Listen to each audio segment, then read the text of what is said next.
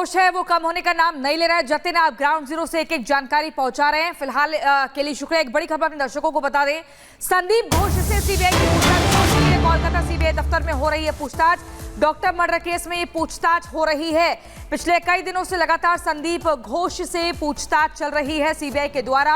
Polygraph test भी हुआ। आपको बता दें, बर्खास्त प्रिंसिपल है आरजीकर अस्पताल के संदीप घोष, जिनको लेकर पॉलीग्राफ टेस्ट करवाया जाता है। इसके अलावा भ्रष्टाचार को लेकर भी इस जांच पड़ताल होती है। संदीप घोष की करीबियों पर भी छापेमारी की जाती है। वहीं जतिन हमारे साथ लगातार बने हुए हैं। जतिन, पिछले हम देख रहे हैं कई दिनों से लगातार संदीप घोष से पूछताछ हो रही है। आज इस पूछताछ का कौन सा दिन है और किस पड़ाव पर सीबीआई की टीम पहुंची है? क्या ये पूछताछ अभी और ऐसे लंबी चलेगी? आज बिल्कुल देखिए, आज 14वां दिन है। संदीप घोष से लगातार पूछताछ की जा रही है। मेरे पीछे सीबीआई दफ्तर है और इसी दफ्तर में लगातार संदीप घोष से पूछताछ जो है वो की जा रही है। आज 14वां दिन है और आप इन 14 दिन की इन्वेस्टिगेशन पर नजर डालेंगे तो तकरीबन 160 घंटे के आसपास इन्वेस्टिगेशन अभी तक की जा चुकी है संदीप घोष से। संदीप घोष इसलिए भी सस्पिशियस कैरेक्टर है क्योंकि काफी सारे आरोप उन पर लगे हैं, लेकिन जो इन्वेस्टिगेशन 14 दिन की गई है वो इन्वेस्टिगेशन दरअसल सबूतों को हैम्पर करना।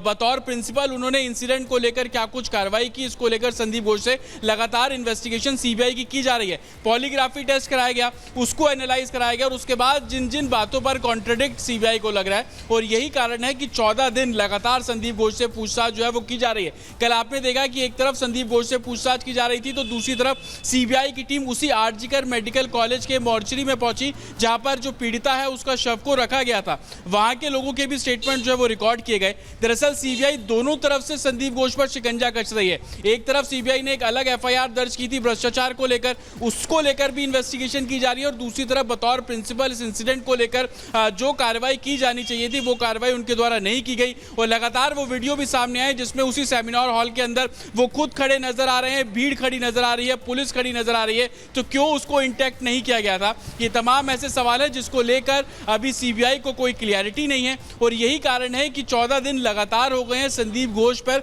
गिरफ्तारी की तो तलवार लटक रही है लेकिन लगातार वो इन्वेस्टिगेशन कर रहे हैं और सीबीआई की इसी इन्वेस्टिगेशन को लेकर आज सड़कों पर भी टीएमसी के तमाम कार्यकर्ता उतरेंगे। उनका कहना है कि सीबीआई इस पूरे केस को बहुत लंबा खींच रही है, लेकिन सीबीआई का साफ तौर पर कहना है कि जो लीड्स उन्हें मिल रही है उसको वो एक तरीके से एनालाइज कर रहे हैं, क्योंकि 5 तारीख को जब सुप्रीम कोर्ट में सीबीआई जवाब देगी तो उसमें इन्हीं सबूतों का जिक्र किया जाएगा। और संभवतः अभी तक 9 लोगों का एक तरीके से पॉलीग्राफी टेस्ट कराया गया जिसमें संदीप घोष भी शामिल है। अमूमन आप सीबीआई के इतिहास में नजर डालेंगे तो इतने ज्यादा लोगों का किसी एक केस में पॉलीग्राफी टेस्ट जो है वो नहीं कराया गया, लेकिन इस केस में अभी तक 9 लोगों का पॉलीग्राफी टेस्ट जो है वो करवाया गया।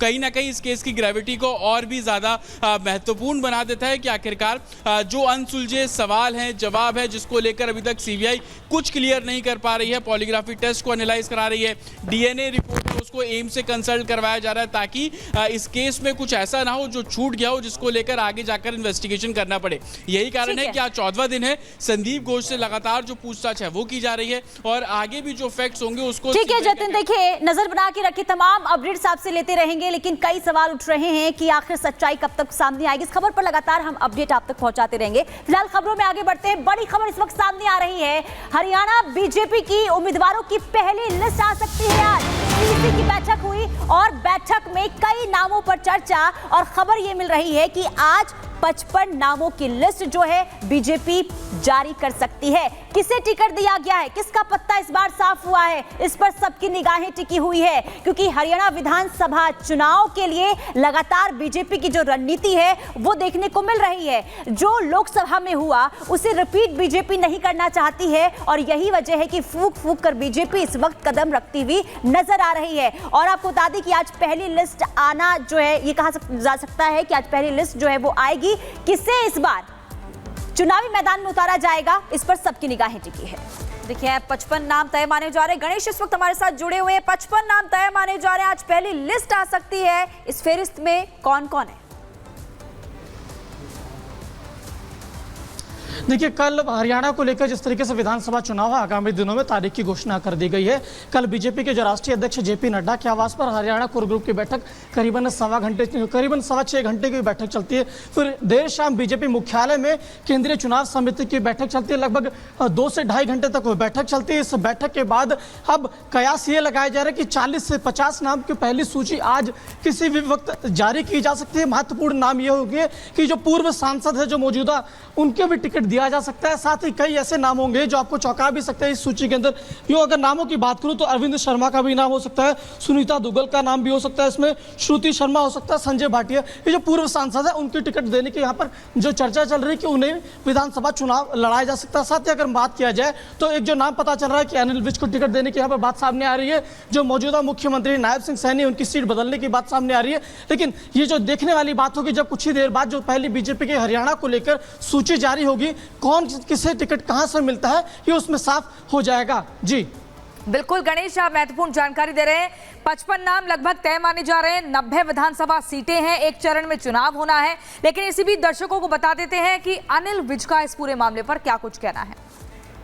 55 नाम चुनाव जीतों की लिस्ट है और वो नाम देख के आप भी कहेंगे कि भारतीय जनता पार्टी डंके की चोट पर चुनाव जीतने जा रही है। बाकी नामों का भी जल्दी फैसला हो जाएगा।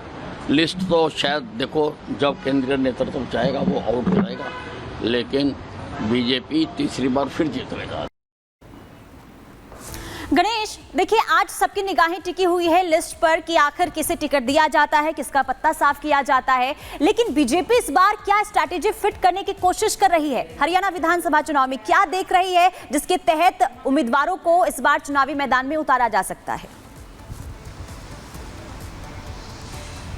देखिए, बीजेपी हर उस पहलू को ध्यान में रखकर जो अपने नामों की घोषणा करेगी वो जरूर ध्यान में रख रही है। चाहे वो जाट की हो, किसान की हो, युवा की हो, महिला की हो, हर उस वर्ग को इस सूची में आपको देखने जब ये सूची आएगी तो देखेंगे सभी का इसके अंदर ख्याल रखा गया है। और इस सूची के अंदर खिलाड़ियों के भी नाम हमें देखने को मिल सकते हैं, जहां तक जो सूत्र हमारे जो जानकारी दे रहे हैं। साथ ही जिस तरीके से जो किसान आंदोलन जिस तरीके से पिछले दिनों देखने को मिला, यहाँ पर महत्वपूर्ण हरियाणा के अंदर जो चुनाव होगा उसमें यह महत्वपूर्ण होगा कि बीजेपी किसानों को रिझाने को लेकर किस बड़े चेहरे को, किस ऐसे चेहरे को लेकर आती है कि उनका वोट बैंक अपने पास रखे। साथ ही हरियाणा का जब चुनाव होता है तो जाट वोट बहुत महत्वपूर्ण रखता है और जाट वोटों को किस तरीके से लुभाने को लेकर किस ऐसे उम्मीदवार को बीजेपी टिकट देगी, उसके नाम को किस तरीके से यहाँ पर रखती है, ये भी उन नामों के अंदर देखने वाली बात होगी। साथ ही कई ऐसे कद्दावर नेता हुए जो टिकट चाह रहे हैं और क्या उनको टिकट मिलती है, ये देखने वाली बात होगी। लेकिन जहां तक अगर समीकरण की बात किया जाए तो बीजेपी जो है महिला, युवा, एक्सपीरियंस, इन सभी के समीकरणों को सभी को मिलाकर जो नामों की पहली सूची आज। गणेश, बहुत ही महत्वपूर्ण जानकारी आप दे रहे हैं। फिलहाल के लिए बहुत शुक्रिया। सवाल बड़ा है, किसकी लॉटरी लगेगी, किसकी छुट्टी होगी और हरियाणा में बीजेपी का योद्धा कौन होगा। चलिए हरियाणा से सीधा जम्मू कश्मीर की खबर आपको बताते हैं, क्योंकि दोनों ही राज्यों में विधानसभा चुनाव होने हैं। अब आपको बता दें, जम्मू कश्मीर में टिकट को लेकर एक टकराव दिख रहा है। जेपी नड्डा के आवास पर बैठक हुई थी और वहीं पर उन्होंने सीधे तौर पर कहा है जो लोकल नेता है कि जमीनी नेताओं की जो नाराजगी है वो दूर करनी है, नाराजगी दूर करने पर ध्यान देना है। इसके अलावा आपको बता दें, जो टकराव की स्थिति है, बीजेपी अध्यक्ष जेपी नड्डा ने राम माधव से बात की, नड्डा ने रविंद्र रैना, तरुण चुग से भी बात की। नड्डा ने नाराज नेताओं से बात करने के लिए कहा। ये बड़ी जानकारी आपको दे रहे हैं, नाराजगी दूर करना जरूरी है, सबको मिलकर एक टीम वर्क के साथ रहना है और चुनाव मिलकर लड़ना है।